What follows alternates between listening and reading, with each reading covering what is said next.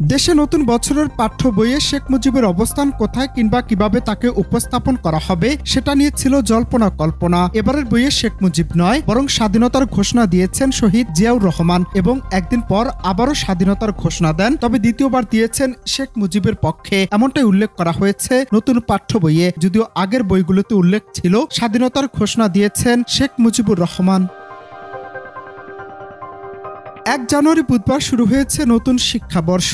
রাজনৈতিক পট পরিবর্তনের পর এবার নতুন শিক্ষাক্রম স্থগিত করে ২০১২ সালের শিক্ষাক্রমের আলোকে শিক্ষার্থীদের পাঠ্য বই দেয়া হচ্ছে। এজন্য এনসিটিবির ৪১ জন বিশেষজ্ঞ নিয়ে ৪৪১ পাঠ্য বই পরিমার্জন করেছে। এতে অনেক বিষয়বস্তু সংযোজন বিয়োজন হয়েছে। পাঠ্য বইয়ের পরিবর্তনের বিষয়ে কয়েকদিন আগে এনসিটিবির চেয়ারম্যান অধ্যাপক এ.কে.এম. রিয়াজুল হাসান বলেছিলেন, এবার বাংলা ইংরেজি বইয়ের জুলাই বিপ্লবের বিষয় যুক্ত করা হয়েছে। আবার মুক্তিযুদ্ধ অন্য নায়কদের আগে অবহেলা করা হলেও এবার তাদের গুরুত্ব দেওয়া হয়েছে।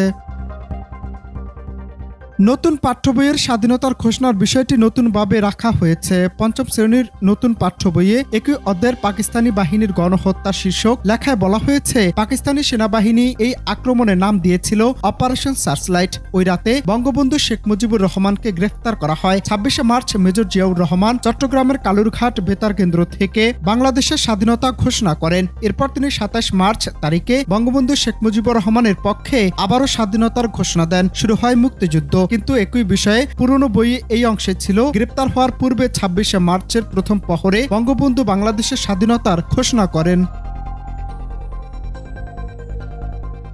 আবার নতুন শিক্ষাবর্ষে তৃতীয় শ্রেণীর একটি পাঠ্য বইয়ের আমাদের চার নেতা নামে নতুন একটি অধ্যায় যুক্ত করা হয়েছে। এতে চার নেতা হিসেবে স্থান পেয়েছেন শেরেবাংলা এ.কে. ফজলুল হক, মাওলানা আব্দুল হামিদ খান ভাসানী, হোসেন শহীদ সরোয়ার্দী ও বঙ্গবন্ধু শেখ মুজিবুর রহমান। বাংলাদেশ ও বিশ্ব পরিচয় বইয়ে প্রত্যেকের ছবি সহ তাদের সম্পর্কে একটি সংক্ষিপ্ত বিবরণ দেয়া হয়েছে। চতুর্থ শ্রেণীর বাংলাদেশ ও বিশ্ব পরিচয় পাঠ্য বইয়েও স্বাধীনতার ঘোষণার বিষয়টি রয়েছে। এই বইয়ে ১৯৭১ সালের মুক্তিযুদ্ধ শীর্ষক লেখা বঙ্গবন্ধুর ৭ মার্চের ভাষণের ছবির পাশাপাশি মেজর জিয়াউর রহমানের স্বাধীনতার ঘোষণা দেওয়ার ছবি স্থান পেয়েছে।